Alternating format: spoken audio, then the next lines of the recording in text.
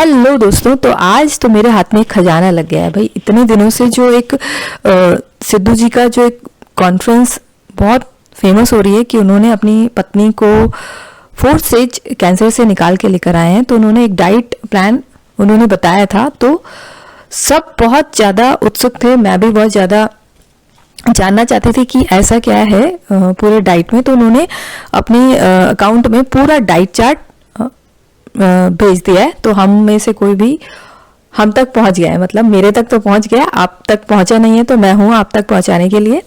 तो हेलो दोस्तों, मेरा नाम उपासना है, मैं एक ब्रेस्ट कैंसर सर्वाइवर हूं। 5 साल होने वाले हैं मुझे भी। तो मैं बताती हूँ उन्होंने जो अपना डाइट चार्ट शेयर किया है, मैं उसका पूरा डिटेल आपको बताती हूँ। तो सबसे पहले तो ये जो डाइट प्लान है ये किस आधार पे उन्होंने बताया, तो उन्होंने बताया कि मेरे लिए डॉक्टर भगवान का रूप है और प्राथमिकता हमेशा डॉक्टर की रही है। मेरे तो घर में डॉक्टर है भाई, वो तो सुनती ही नहीं है बगैर डॉक्टर के। हमने जो कुछ भी किया है वो डॉक्टरों की सलाह के साथ एक सहयोगी प्रक्रिया में किया है। और मैं ये कह दूं कि इस डाइट को बनाने में मेरा कोई योगदान नहीं है। मैं तो पढ़ाई करके जो बड़े बड़े एमिनेंट डॉक्टर्स थे उनकी जो ऑब्जर्वेशंस थी उसी को संग्रहित कर चुका हूं। मेडिवल एंशिएंट आयुर्वेदा साइंस, उसके साथ योशिनोरी जो जापान के बहुत बड़े डॉक्टर हैं जिनको ऑटोफेजी पे नोबेल प्राइज मिला है, वो फास्टिंग के बाद उन्होंने की है कि किस तरह से फास्टिंग हेल्प करती है। उन्होंने के लिए एक डाइट चार्ट बनाई थी और ये भी डॉक्टर्स की सलाह के साथ ही उसे इंप्लीमेंट किया। पुरानी कहावत है, जैसा अन्न वैसा मन वैसा तन। इस डाइट चार्ट को फैसिलिटेशन माने ट्रीटमेंट की। पीएच लेवल पानी का 7 होना चाहिए। जो भी हम सुबह से लेकर शाम तक का जो पानी पीते हैं उसका पीएच 7 होना चाहिए। उससे क्या होगा, रिकवरी में बढ़ावा मिलेगा। सेकंड पॉइंट है इलायची, तुलसी, पुदीना, अदरक और दालचीनी वाले काढ़े का सेवन कर सकते हैं। उसको हम चाय के एक ऑप्शन के रूप में ले सकते हैं। अगर जैसे चाय की क्रेविंग ज़्यादा है तो हम इसको काढ़े के रूप में ले सकते हैं और चाय को एकदम स्किप करना है। थर्ड पॉइंट है रात के खाने और नाश्ते के बीच कम से कम 12 से 17 घंटे का अंतर देना है। मतलब ये एक फास्टिंग जो कहते हैं 12 से 17 घंटे के बीच में हमें कुछ नहीं खाना है। रात का खाना हमें खाना है सूर्यास्त से पहले और अगले दिन का पहला भोजन हमें सुबह मॉर्निंग में 10 बजे करना है। मतलब जो हमारा उपवास का एक प्रथा चली आ रही है हमारे इंडिया की, वही हमें उसी का पालन करना है। नेक्स्ट पॉइंट है सुबह गर्म पानी, नींबू का रस, 1 चम्मच सेब का सिरका, एप्पल विनेगर के सेवन के साथ शुरू करें। सुबह मॉर्निंग की शुरुआत इस तरह से करें। ऑप्शन में हम ले सकते हैं कच्ची लहसुन के 2 टुकड़े भी ले सकते हैं। इसके बाद 1 इंच कच्ची हल्दी या हल्दी का पाउडर, 9 से 10 नीम के पत्ते का सेवन कर सकते हैं या इसको काढ़े के रूप में भी ले सकते हैं। थर्ड पॉइंट है नेक्स्ट पॉइंट है शहतूत, ब्लैकबेरी, स्ट्रॉबेरी या अनार जैसे फल और गाजर, चुकंदर, आंवले का रस, 1 चम्मच मिश्रित बीज, मतलब मिक्स सीड्स, जिसमें उन सीड्स में क्या कौन कौन से सीड्स इन्होंने बताए हैं।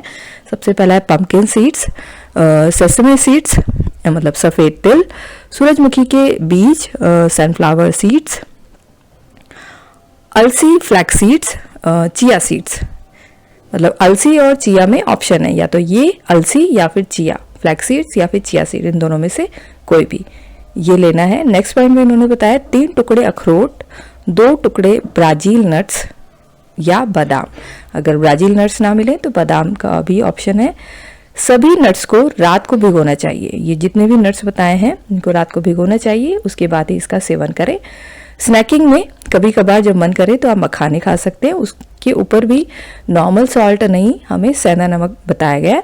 और जो हमारे अगर हमें अच्छे फैट्स के रूप में फैट भी हमारे खान पान में होना चाहिए तो उसमें फैट के ऑप्शन में एवोकाडो बताया है और नारियल की मलाई, कोकोनट की जो मलाई आती है वो बताई गई है। नेक्स्ट पॉइंट में बताया है दोपहर में जब भी भूख लगे तो सफ़ेद पेठे का जूस, सफ़ेद पेठे का जूस या संतरे का जूस, हल्दी और अदरक का जूस या अदरक और खीरे का जूस या फिर अनानास का जूस या फिर लौकी का जूस, ये ऑप्शन है, जो भी आपको अवेलेबल हो आप ये ले सकते हैं। दिन के खाने में एक बार हनुमान फल, हनुमान फल आप देख सकते हैं पिक्चर में मैंने लगा दी है, या हार श्रृंगार का काढ़ा, हार श्रृंगार एक फ्लावर होता है, उसका काढ़ा ले सकते हैं। नेक्स्ट पॉइंट में इन्होंने बताया कि शरीर के वजन के 1%, मतलब 1% जो आपका बॉडी वेट है, जैसे अगर आपका बॉडी वेट 60 kg है तो आपको 600 ग्राम सैलेड खाना है। सैलेड में क्या क्या होना चाहिए? टमाटर, पालक, मशरूम, गाजर, प्याज, मूली, चुकंदर, खीरा, शकरकंद, एवोकाडो, ब्रोकली, हरी बीन्स, लाल, हरी, पीली शिमला मिर्च, इन सबको शामिल कर सकते हैं। और कोई भी 4 से 5 चुकंदर या शकरकंद को पकाया, थोड़ा सा उसको पकाकर खाएं। पके हुए भोजन में इन्होंने ऑप्शन में बताया कि पका हुआ भोजन क्या होगा, ये तो सब जूसेस और उन सब की बात की गई है ऊपर वाले पॉइंट्स में। पके हुए भोजन में इन्होंने कहा है 2 पकी हुई सब्जियां, या 2 पकी हुई, कोई भी 2 पकी हुई सब्जियां, या 1 पकी हुई सब्जी और दालें, दालें कोई सी भी दाल हो सकती है, या चना या राजमा। 1 से अधिक, मतलब 1 से ज़्यादा कटोरी हमें नहीं खाना है, 1 कटोरी खानी है। और अगर आप उसको खाते भी है तो रात भर इन सब को रात भर भिगो के रखें, जिससे ये अल्कलाइन में कन्वर्ट हो जाएगी। दिन में कभी भी, खासकर अंतिम भोजन के बाद, गुनगुने पानी के साथ 2 चम्मच इसबगोल का सेवन जरूरी है। और जिन खानों से इन्होंने इस डाइट चार्ट में एकदम हमें नो बोला है, मतलब ये खाना आपके डाइट में बिल्कुल नहीं होना चाहिए, कौन कौन से हैं वो? रिफाइंड कार्ब्स, रिफाइंड कार्ब्स में जो भी हमारे मिठाइयाँ हैं, बिस्किट हैं, ये सब आते हैं। रिफाइंड चीनी, रिफाइंड तेल, और जितने भी मिल्क प्रोडक्ट हैं वो सारे, और जितने भी पैकेट फूड्स हैं वो सभी। और उपयोग में किए जाने वाला तेल जो है वो कोल्ड प्रेस नारियल का तेल, कच्ची गन्नी का जो भी आता है उसमें नारियल तेल, उसमें सरसों का तेल, उसमें जैतून का तेल, लेकिन रिफाइंड तेल एकदम नहीं, 0। चपाती या रोटी के ऑप्शन में हम गेहूं एकदम 0। हमें किसकी रोटी खानी है? तो किनोवा की रोटी खाएं, बादाम के आटे की, सिंघाड़े के आटे की रोटी बना के खा सकते हैं। और चावल के ऑप्शन में इन्होंने किनोवा बोला है कि जो चावल का एक ऑप्शन हमें मिल जाता है, अगर कभी हमें चावल दाल ऐसे खाने का मन करे तो चावल नहीं, किनोवा भी एक चावल जैसा ही बनता है। और मिल्क प्रोडक्ट बंद कर दिए तो उसको रिप्लेस करने के लिए क्या बताया गया है? तो बादाम का दूध, नारियल का दूध या नारियल की दही, इनमें से आप कोई सा भी यूज कर सकते हैं मिल्क प्रोडक्ट के ऑप्शन में। कभी कभी करेले के रस का सेवन संतरे या चकोतरा के जूस का बनाकर भी यूज कर सकते हैं, पी सकते हैं। नियमित रूप से डेली 50 से 70 ग्राम हरी पत्तियों का सेवन करना बहुत इंपॉर्टेंट है, जिसमें कौन कौन सी पत्तियां इन्होंने बताई हैं? तो सबसे पहले है पालक, नीम, कड़ी पत्ते, लेट्यूस, धनिया, पुदीने के पत्ते, मूली के पत्ते, चुकंदर के पत्ते, किसी भी सलाद के पत्ते जिन्हें ग्रीन ब्लड कहा गया है। तो ये सारे पत्ते हम 50 से 70 ग्राम हरी पत्तियों का सेवन करना इन्होंने बताया गया है। नेक्स्ट पॉइंट में इन्होंने बताया है कि कोई भी कोल्ड ड्रिंक जिसमें सोडा या कार्बोनेटेड कोल्ड ड्रिंक जितनी भी होती है उसको एकदम 0 उसका सेवन बिल्कुल ना करें। और सफ़ेद नमक की जगह सेंधा नमक बताया गया है। नेक्स्ट पॉइंट में इन्होंने बताया है कि नियमित रूप से व्यायाम करना बहुत ज़रूरी है, एक्सरसाइज करना बहुत ज़रूरी है, जिसमें वॉक हो सकती है, योगा हो सकता है, जिससे कि हमारी जो मेटाबॉलिज्म है, हमारा उपापचय है वो बहुत अच्छा बढ़े।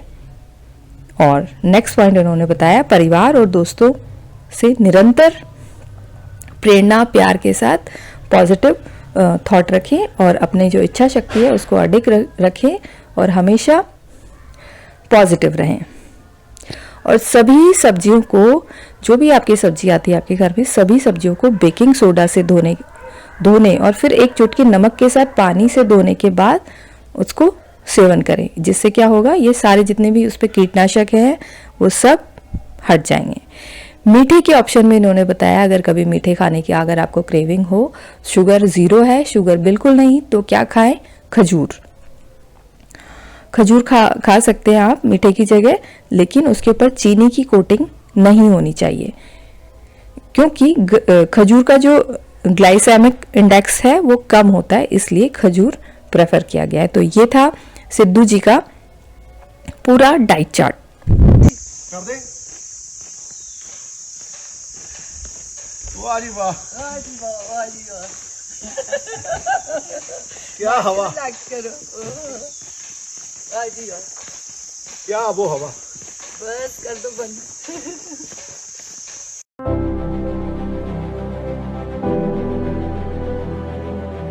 एज अ डॉक्टर मुझे भी लगता था कि ट्रीटमेंट जो होती है, ट्रीटमेंट वो ही काम करती है और उसके अलावा ये आयुर्वेदा वगैरह बाद में सोचेंगे। मुझे लगता था मैं बीमार हूँ, ऊपर से आप मुझे कौड़ी कौड़ी चीज़ें दे रहे हो और खाने नहीं दे रहे properly.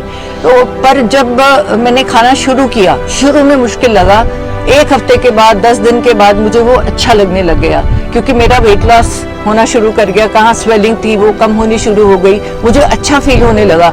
So by the time अब मैं पहुंची हूँ तो मैं 30 किलो रिड्यूस कर चुकी हूँ। तो कहीं ना कहीं उसने बहुत मेरी मदद की है आयुर्वेदिक डाइट ने। और जरूरी ये भी है कि वो जो रिपोर्ट्स हैं उन्होंने वही कुछ दिखाया जो हमने माना कि ये जो हेल्थ आयुर्वेदा की हर्ब्स और ये हेल्थ रिजीम हमने बनाई है वो हमारी मदद कर रही है, उसको हमको बाद में भी फॉलो करना है। ये नहीं कि तुम एक बार ठीक हो गया, पेट स्कैन ठीक हो गया तो मैं छोड़ दूं, तो दोबारा से वो कैंसर सेल्स बॉडी में ही होते हैं, वो दोबारा से पनप जाएंगे। तो एक लाइफस्टाइल चेंज है जो हर एक इंसान के लिए है।